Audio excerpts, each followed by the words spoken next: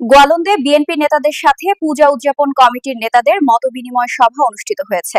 সোহাগ মিয়ার প্রতিবেদনে দেখুন বিস্তারিত। শারদীয় দুর্গোৎসবকে সামনে রেখে রাজবাড়ীর গোয়ালন্দ উপজেলা পূজা উদযাপন কমিটির সাথে মতবিনিময় সভা করেছে উপজেলা ও পৌর বিএনপি।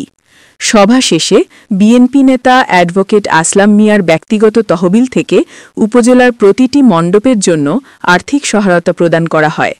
শনিবার বিকেলে উপজেলা পরিষদ মিলনায়তনে অনুষ্ঠিত এই সভা রাত ৮টা পর্যন্ত চলে। সভায় প্রধান অতিথি হিসেবে উপস্থিত ছিলেন রাজবাড়ী জেলা বিএনপির আহ্বায়ক অ্যাডভোকেট লিয়াকত আলী বাবু। বিশেষ অতিথি ছিলেন কেন্দ্রীয় কৃষক দলের সহসভাপতি ও রাজবাড়ী জেলা বিএনপির যুগ্ম আহ্বায়ক অ্যাডভোকেট মোহাম্মদ আসলাম মিয়া।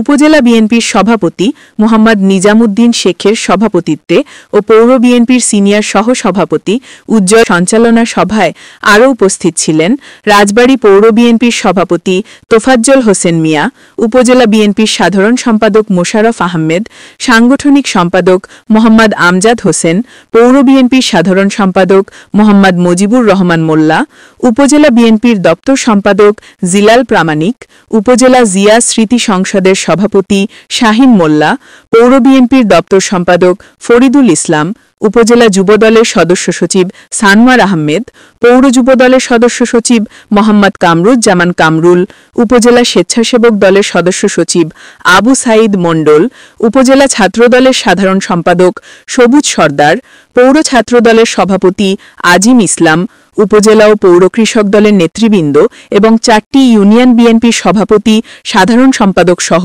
বিভিন্ন অঙ্গ ও সহযোগী সংগঠনের নেতৃবৃন্দ।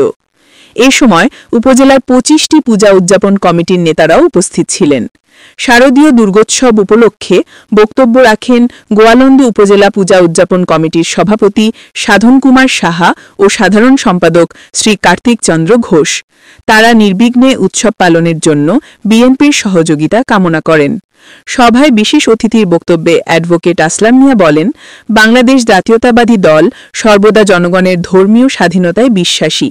আমরা চাই আমাদের হিন্দু সম্প্রদায়ের ভাই বোনেরা শান্তিপূর্ণ পরিবেশে আনন্দঘনভাবে শারদীয় দুর্গোৎসব উদযাপন করুন।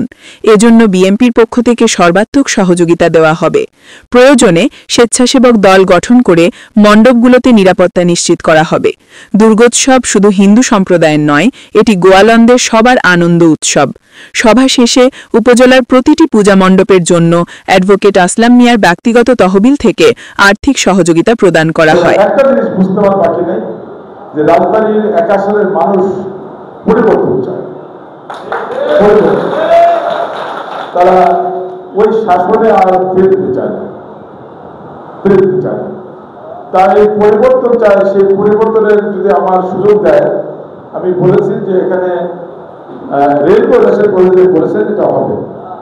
আপনারা চমৎকার করে আমরা মিলেমিশে বসবাস করি, চমৎকার করে আপনারা ইজ্জত দিয়ে বহুবছর নিয়ে ব্যবসা বাণিজ্য করে আপনারা খেতে পারবেন।